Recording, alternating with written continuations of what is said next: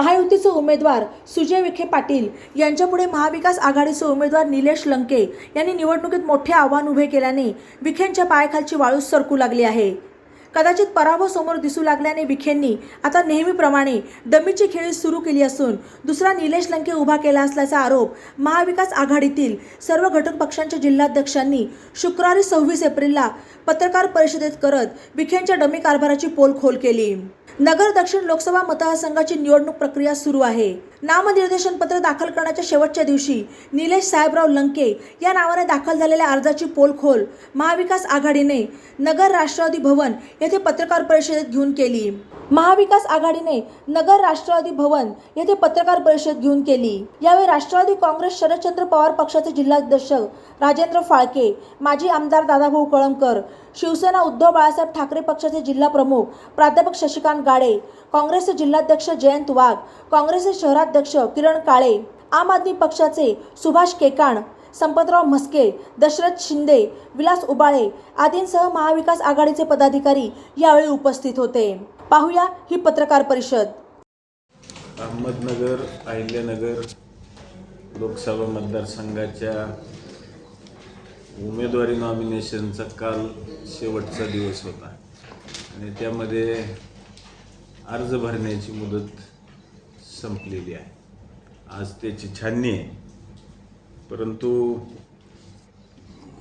काही गोष्टी अर्ज भरत असताना निदर्शनाला आलेल्या त्याच्या संदर्भात मुद्दाम होऊन आज प्रेसला या ठिकाणी बोलून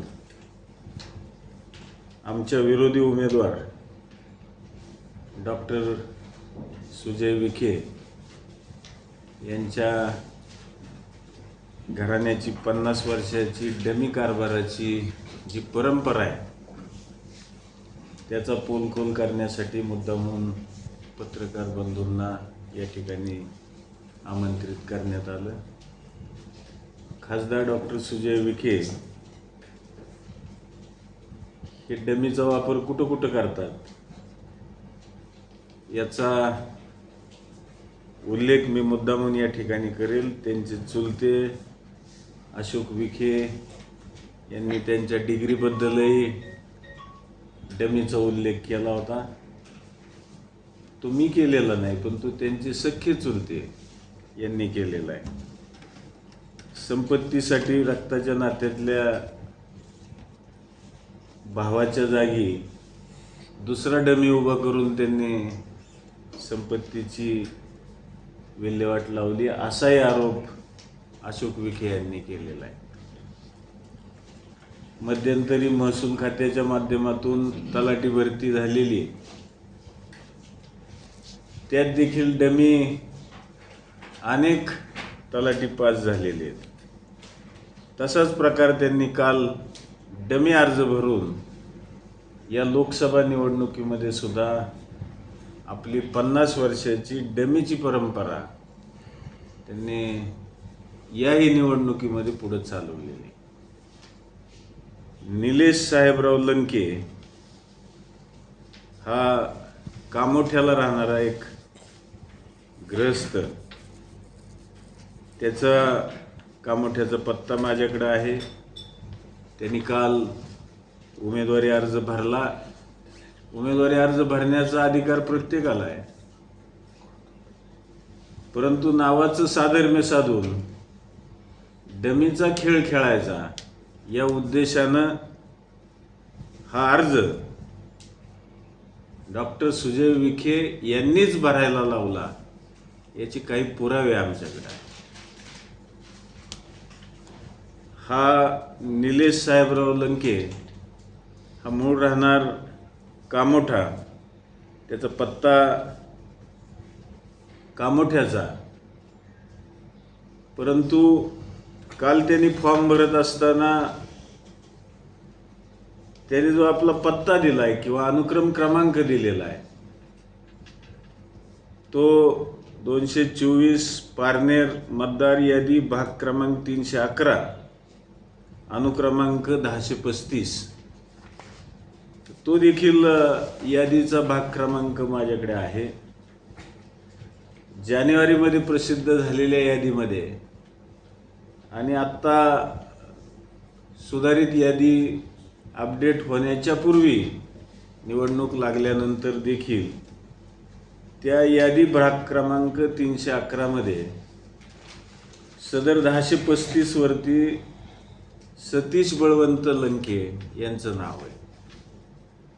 म्हणजे अशी कोणती शासकीय यंत्रणा याच्यासाठी पळाली आणि कामोठ्याचं नाव कमी करून ते निगोजच्या या 311 मतदार यादीमध्ये 1035 क्रमांकाला घालण्यात आलं. हा एक आरोप आहे आमचा. म्हणजे शासकीय यंत्रणा निलेश साहेबराव लंके याच्यासाठी तत्पर झालेली दिसते. दुसरा विषय की तुम्ही म्हणाल हा आरोप तुम्ही त्यांच्यावरती कसा करता, तर त्याचं एक अत्यंत महत्त्वाचं उदाहरण आहे की डॉक्टर सुजय विखे यांचं ॲफिडेविट करत असताना त्यांचं स्टॅम्प पेपर जे घेतलेला आहे तो श्री D.P. अकोलकर यांनी घेतलेला आहे. हा सुजय विखेंचा काल दाखल केलेला शपथपत्राचा नमुना आहे. आणि योगायोग बघा, निलेश साहेबराव लंके यांचा स्टॅम्प सुद्धा D.P. अकोलकर यांनीच घेतलेला आहे. म्हणजे हा योगायोग आहे का हा घडवून आणलेला प्रकार आहे. याच्यामध्ये 2-3 गोष्टी येतात. डमी उमेदवार उभा करायचा, नंतर त्या डमी उमेदवाराच्या नावावरती बातम्या चालवायच्या. मग निलेश लंके कोणता हा संभ्रम लोकांमध्ये करायचा. उद्या त्याचा पाठिंबा शेवटच्या टप्प्यामध्ये घ्यायचा, म्हणजे ह्या डमी निलेश लंकेचा, आणि तो प्रेसमध्ये द्यायचा. या पद्धतीची खेळी किंवा रडीचा डाव हा आता सुजय विखे करताना दिसत आहेत. वास्तविक पाहता नगरमध्ये झालेल्या गांधी मैदानाच्या सभेमध्ये पवार साहेबांनी एक गंभीर आरोप केला होता. एका मोठ्या उद्योगपतींनी मुंबईला माझी भेट घेऊन तुमचा उमेदवार बदला अशी विनंती केली होती. खरं तर त्या आरोपाला गृहीत धरूनच हा आरोप लागू होतो. विखे कुटुंब या निवडणुकीमध्ये घाबरलेलं दिसतंय. अनेक इतर पळवाटा ते हाताळून पाहतायत. मग तो मुंबईचा उद्योगपती असेल, निलेश साहेबराव लंकेसारखा कामोठ्यावरून इथं आणलेला उमेदवार असेल, आणि त्याच्या माध्यमातून निलेश ज्ञानदेव लंके यांना डॅमेज करण्याचा सुद्धा प्रयत्न हा पुढच्या निवडणूक काळामध्ये होऊ शकतो. आणि म्हणून माझं आणि महाविकास आघाडीचं स्पष्ट म्हणणं आहे की या पद्धतीनं जर विखे घाबरले असतील तर त्यांनी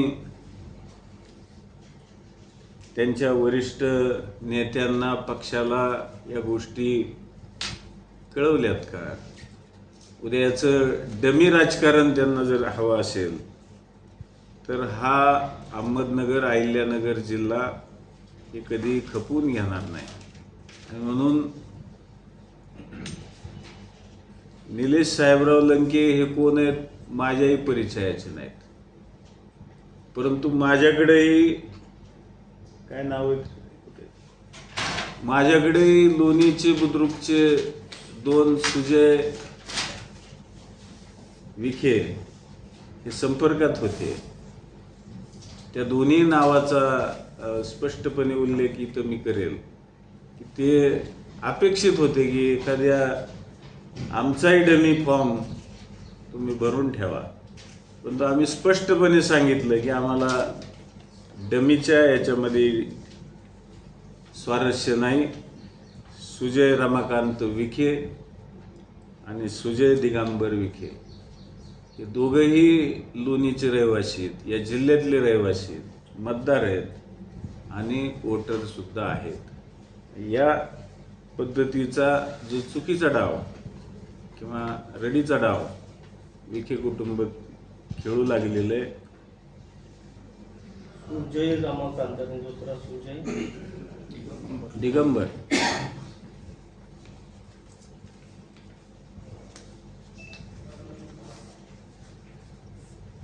याच्या संदर्भात हे जे स्टॅम्प पेपर आहेत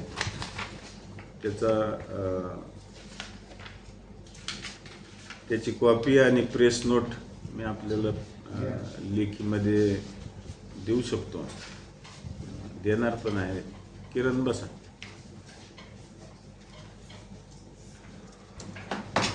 असा महाविकास आघाडीचा स्पष्टपणे भारतीय जनता पार्टी आणि महायुतीवरती आरोप आहे. दोन विखे होते ते स्वतः संपर्कात आले होते आपल्याकडनं. आमचे कार्यकर्ते त्यांच्याजवळ ते बोलले होते आणि आम्ही त्यांना स्पष्ट सांगितलं की आम्हाला कुणाचाही डमी फॉर्म भरायचा नाही. परंतु हा विखेंनी कसा भरला आहे याचं पुराव्यानिशी तुम्हाला मी सादरीकरण केलेलं आहे. कारण ज्या अर्थी नोटराईज करणारा व्यक्ती एक आहे, स्टॅम्प घेणारा दोघांचाही व्यक्ती एक आहे, याचा अर्थ हा योगायोग आहे का हे जाणीवपूर्वक केलेलं आहे. आणि ते का केलं आहे तर त्याचं भविष्यामध्ये आपल्याला म्हणजे येणाऱ्या निवडणुकीच्या काळामध्ये चित्र दिसू शकेल.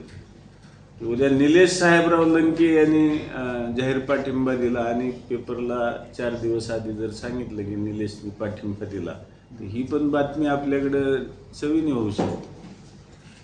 त्याच्यात त्या निलेश साहेबराव लंकेची काही कुटाणी असतील ते काढले तर तीही बातमी होऊ शकते.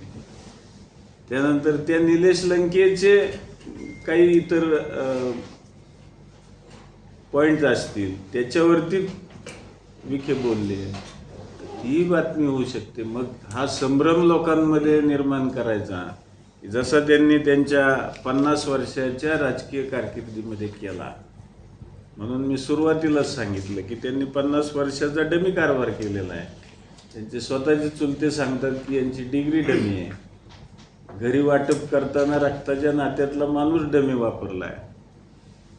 तसाच तलाठी भरतीमध्ये सुद्धा डमींनाच संधी मिळाली.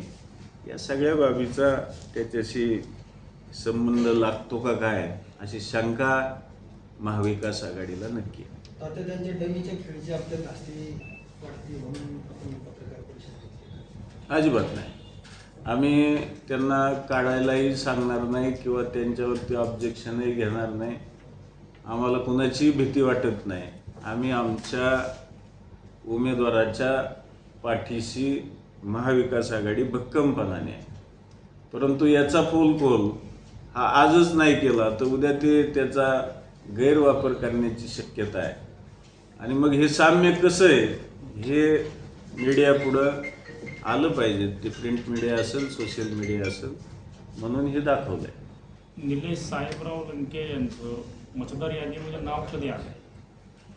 आता ते शोधतोय. परंतु माझ्याकडे जानेवारीची जी यादी त्याच्यामध्ये 1035, 311 पारनेर, निघोज याच्यावर जे नाव आहे ते नाव वेगळं आहे.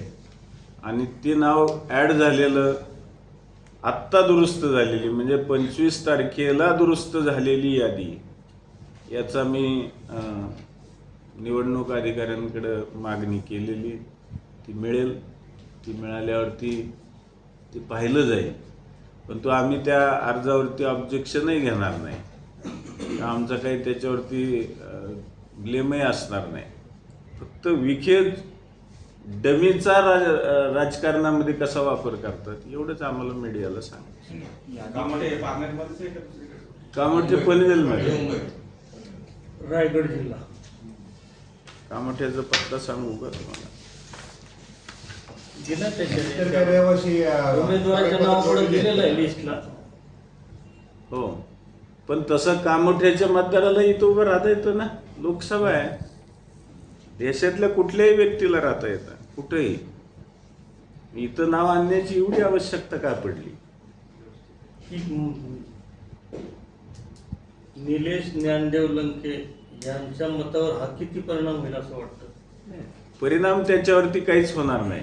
फक्त जे चुकीचं राजकारण आहे, हा निलेश साहेबराव लंके हा विखेंनीच आणलाय असा आमचा स्पष्ट दावा आहे. त्यांना त्याच्यातून काय साध्य करायचं या माझ्या 2-3 शक्यता मी वर्तवल्या. आणखीन त्यांच्या सुपीक डोक्यातून काय काय निघतं मला नाही सांगता येत. निवडणुकीच्या पद्धतीने होईल. नियम सगळ्यांनीच पाळले पाहिजेत. आचारसंहिता पाळली पाहिजेत. आम्ही ती पाळणार. त्याही उपर काय होईल त्याला तोंड देऊ. आज प्रेस बोलवण्याचं मुद्दाम कारण असं की काल उमेदवारी अर्ज भरण्याचा शेवटचा दिवस होता आणि सर्व उमेदवारांनी 37 लोकसभा अहमदनगर उर्फ अहिल्यानगर याचे फॉर्म भरण्याचा कार्यक्रम केला. त्यामध्ये एक गोष्ट जाणीवपूर्वक आमच्या लक्षात आली म्हणून प्रेस पुढे आम्ही सर्व महाविकास आघाडीचे प्रमुख घटक पक्ष या ठिकाणी एकत्रित आलेलो आहे. 50 वर्षाचा राजकीय वारसा असणारं विखे कुटुंब याच्या विरुद्ध सामान्य कुटुंबातला असणारा निलेश लंके महाविकास आघाडीचा उमेदवार यांची मुख्यतः स्पर्धा या लोकसभा निवडणुकीमध्ये आहे. 50 वर्षाची कारकीर्द असणारी जी विखे घराण्याची अनेक वेळा बोलली जाणारी परंपरा आहे ती डमी कशी आहे, त्यांचा 50 वर्षाचा कारभार डमी कसा आहे हे सांगण्यासाठी खरं तर आज ही प्रेस या ठिकाणी बोलवली. डॉक्टर सुजय विखेंची डिग्री ही डमी आहे असा आरोप त्यांच्या चुलत्यांनी खुद्द अशोक विखेंनी केलेला आहे. त्यांच्या कौटुंबिक वाटपामध्ये सुद्धा रक्ताचा माणूस डमी उभा केला असा आरोप देखील अशोक विखे यांनी केलेला आहे. त्यानंतर महाराष्ट्रात महसूल खात्यात तलाठी भरती झाली, त्याच्या देखील अनेक आक्षेप झाले आणि त्याच्यामध्ये सुद्धा डमी तलाठी भरती झाली अशा पद्धतीची एक चर्चा आहे. आणि काल उमेदवारी अर्ज भरत असताना शेवटच्या दिवशी विखेंनी पुन्हा एकदा डमी उमेदवाराचा खेळ या निवडणुकीमध्ये खेळलेला दिसतोय. त्याचं कारण असं की आमच्या महाविकास आघाडीचा उमेदवार निलेश ज्ञानदेव लंके याला डमी म्हणून निलेश साहेबराव लंके हा कामोठ्यावरून या ठिकाणी जो उभा केलेला माणूस आहे तो विखेंनी उभा केलेला आहे असा दावा आमचा सर्व महाविकास आघाडीचा या ठिकाणी आणि त्याचा पुरावा आमच्याकडे आहे. कारण डॉक्टर सुजय विखे यांचा फॉर्म भरत असताना जो स्टॅम्प घेतलेला आहे तो DP अकोलकर यांनी घेतलेला आहे आणि निलेश साहेबराव लंके कामोठा यांचा फॉर्म जो घेतलेला आहे डमी त्यांचा स्टॅम्प जो घेतलेला आहे तो स्टॅम्प पेपर सुद्धा हस्ते DP अकोलकर असा उल्लेख आहे. मग हे साधर्म्य आहे का जाणीवपूर्वक घडलेलं आहे याची आम्हाला निश्चितपणाने शंका वाटते. उमेदवारी करण्याचा अधिकार सगळ्यांना आहे, आम्ही त्यांच्यावरती ऑब्जेक्शन देखील घेणार नाही. परंतु शासकीय यंत्रणा या निलेश साहेबराव लंकेच्या बाबतीत एवढी तत्पर कशी? जानेवारीमध्ये प्रसिद्ध झालेल्या मतदार यादीमध्ये पारनेरच्या 311 क्रमांकाच्या निगोज या गावातील बूथवरती 1035 नंबरला जो निलेश साहेबराव लंके यांनी त्यांचा अनुक्रमांक यादीतला नंबर टाकलेला आहे तिथं वेगळंच नाव दिसतंय आणि मग ती तत्परता दुरुस्त करण्याची शासनाने दाखवलेली देखील संशयास्पद आहे. परंतु भारतामधल्या कुठल्याही नागरिकाला लोकसभेला उभा राहता येतं याची जाणीव आम्हाला आहे. निलेश साहेबराव लंके हे उमेदवार असतील त्याला आमचं अजिबात आक्षेप नाही आहे. परंतु या निलेश साहेबराव लंकेच्या माध्यमातून डमी खेळ हा डॉक्टर सुजय विखे यांना खेळायचा आहे का याची शंका आम्हाला या ठिकाणी येते. निश्चितच त्याचे काही आम्हाला उमजणारे अर्थ आम्ही काढतो.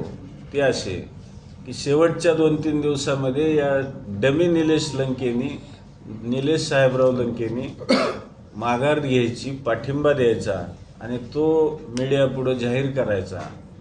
किंबहुना दुसराही आम्हाला धोका या ठिकाणी वाटतो की त्या निलेश साहेबराव लंकेचे काही